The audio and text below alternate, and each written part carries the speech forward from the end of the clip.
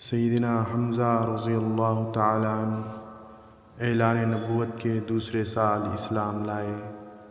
ایک دن ابو جہل نے نبی کریم صلی اللہ علیہ وسلم کو برا بھلا کہا۔ آپ علیہ الصلوۃ والسلام نے اس کی باتوں کا جواب نہیں دیا۔ ایک کنیز نے یہ تمام منظر دیکھا اور حمزہ رضی اللہ تعالیٰ عنہ کو بتا دیا۔ سیدنا حمزہ جلال میں آ گئے۔ ابو جہل اپنی قوم کے ساتھ مسجد حرام میں بیٹھا تھا۔ آپ رضی اللہ تعالیٰ عنہ نے اپنی کمان مار کر اس کا سر زخمی کر دیا اور وہیں اپنے اسلام قبول کرنے کا اعلان کر دیا۔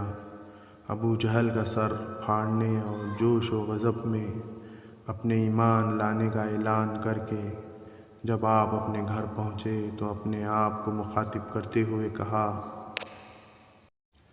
تم سردار قریش ہو، کیا تم اس نئے دین کی پیروی کرو گے؟ اپنے باپ دادا کے دین کو چھوڑ دو گے؟ جو کام تم نے کیا ہے اس سے بہتر تھا کہ تم مر جاتے۔ پوری رات اسی تذب و ذب کے عالم میں اللہ کے حضور صحیح اور سیدھا راستہ دکھانے کی دعا کرتے گزار دی۔ صبح آپ صلی اللہ علیہ وسلم کے پاس حاضر ہوئے اور اپنی کیفیت بتائی۔ رسول اکرم صلی اللہ علیہ وسلم نے ان کو اسلام کے بارے میں بتایا، حتیٰ کہ اللہ تعالیٰ نے ان کو اسلام لانے کی توفیق دے دی۔ سیدنا حمزہ رضی اللہ تعالیٰ عنہ کی شان۔ نبی کریم صلی اللہ علیہ وسلم نے ارشاد فرمایا، ہم 6 حضرات اولاد عبد المطلب اہل جنت کے سردار ہیں۔ نمبر 1 میں محمد مصطفیٰ صلی اللہ علیہ وسلم۔ نمبر 2 میرے چچا جان حضرت حمزہ رضی اللہ تعالیٰ عنہ۔ نمبر 3 میرے بھائی علی مرتضیٰ اور نمبر 4 جعفر رضی اللہ تعالیٰ عنہ اور امام حسن اور امام حسین۔ ایک صحابی کے یہاں لڑکے کی ولادت ہوئی۔ انہوں نے نام رکھنے کے حوالے سے کہا تو آپ صلی اللہ علیہ وسلم نے فرمایا، اس کا نام اس شخص کے نام پر رکھو جو مجھے سب لوگوں سے زیادہ محبوب ہے، یعنی حمزہ رضی اللہ تعالیٰ عنہ۔ نبی پاک صلی اللہ علیہ وسلم نے فرمایا، میرے سب چچاؤں میں سب سے بہترین حمزہ رضی اللہ تعالیٰ عنہ۔ پیغمبر اسلام کے پہلے علمبردار نبی کریم صلی اللہ علیہ وسلم نے پہلا جنگی علم جھنڈا سیدنا حمزہ رضی اللہ تعالیٰ عنہ کے لیے باندھا اور اس علم کے ساتھ آپ کو سرزمین جہینہ کے ساحل کی طرف روانہ فرمایا۔ غزوہ بدر میں داد شجاعت۔ اس غزوے میں سیدنا حمزہ رضی اللہ تعالیٰ عنہ کا انداز ہی نرالا تھا۔ آپ حضور صلی اللہ علیہ وسلم کے قریب رہتے ہوئے آپ صلی اللہ علیہ وسلم کا دفاع کرتے ہوئے بیک وقت 2 تلواریں چلا رہے تھے۔ اس جنگ میں آپ نے کئی کافروں کو واصل جہنم کیا۔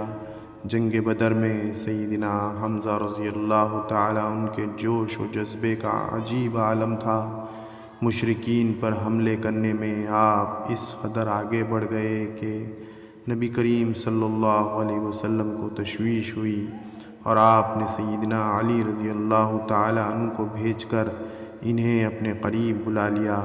کافروں کے لشکر میں سے سب سے پہلے اسود بن عبد الاسد مخزومی جب مسلمانوں کے پانی کے حوض کو منہدم کرنے کے لیے آیا تو سیدنا حمزہ ہی اس پر حملہ آور ہوئے اور اس کی پنڈلی کاٹ کر رکھ دی اور دوسرے وار میں اسے قتل کر دیا۔ جنگ احد میں داد شجاعت۔ جنگ احد میں بھی سیدنا حمزہ رضی اللہ تعالیٰ عنہ نبی کریم صلی اللہ علیہ وسلم کے قریب رہتے ہوئے 2 تلواروں کے ساتھ لڑ رہے تھے اور آپ رضی اللہ تعالیٰ عنہ کی زبان پر یہ کلمات تھے، میں اللہ تعالیٰ کا شیر ہوں اور میں رسول اللہ صلی اللہ علیہ وسلم کا بھی شیر ہوں۔ غزوہ احد میں آپ نے تنہا 30 سے زائد کافروں کو قتل کیا۔ شہادت کا واقعہ شوال کی 15 تاریخ ہفتے کا دن تھا۔ سیدنا حمزہ رضی اللہ تعالی عنہ میدان جنگ میں اپنی شجاعت و بہادری کے جوہر دکھا رہے تھے۔ ایک کافر کو قتل کرنے کے بعد جب آپ اس کی زرہ اتار رہے تھے تو آپ کے پیٹ سے زرہ سرک گئی۔ وحشی نے نشانہ باندھ کر ایک چھوٹا نیزہ آپ کے پیٹ میں دے مارا جو کہ آر پار ہو گیا اور آپ رضی اللہ تعالی عنہ شہید ہو گئے۔ جنگ بدر میں سیدنا حمزہ رضی اللہ تعالی عنہ نے جبیر بن معتم کے چچا کو ہلاک کیا تھا۔ وحشی حبشی جبیر کا غلام تھا۔ جبیر نے اس سے کہا تھا، اگر تم میرے چچا کے عوض محمد صلی اللہ علیہ وسلم کے چچا کو قتل کر دو تو تم میری طرف سے آزاد ہو۔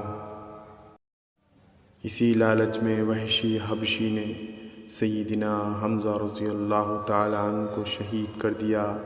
اللہ تعالیٰ کی شان، اس نے حبشی وحشی کو بعد میں اسلام لانے کی توفیق دے دی۔ سیدنا حمزہ رضی اللہ تعالی عنہ کو شہید کرنے کے بعد کافروں نے آپ کا پیٹ چاک کیا اور کلیجہ نکال لیا گیا۔ ہندہ زوجہ ابو سفیان نے کلیجے کو چبایا، نگلنے کی کوشش کی لیکن نگل نہ سکی، پھر اسے تھوک دیا۔ کافر عورتوں نے سیدنا حمزہ رضی اللہ تعالیٰ عنہ کے اور دیگر شہداء کے کان ناک کاٹ کر انہیں لڑی میں پرو کر ان کے کڑے بازو بند اور پازیب بنائے اور انہیں پہن کر مکے میں داخل ہوئیں۔ پھر فتح مکے کے بعد ہندہ اور ان کے شوہر ابو سفیان دونوں نے اسلام قبول کر لیا تھا۔ بوقت شہادت حضرت حمزہ رضی اللہ تعالی عنہ کی عمر 54 یا 59 سال کی تھی۔ اسی طرح کی مزید معلوماتی ویڈیوز دیکھنے کے لیے میرے چینل راہ اسلام کو لائک کریں اور سبسکرائب کریں اور آگے شیئر کریں۔ اللہ حافظ۔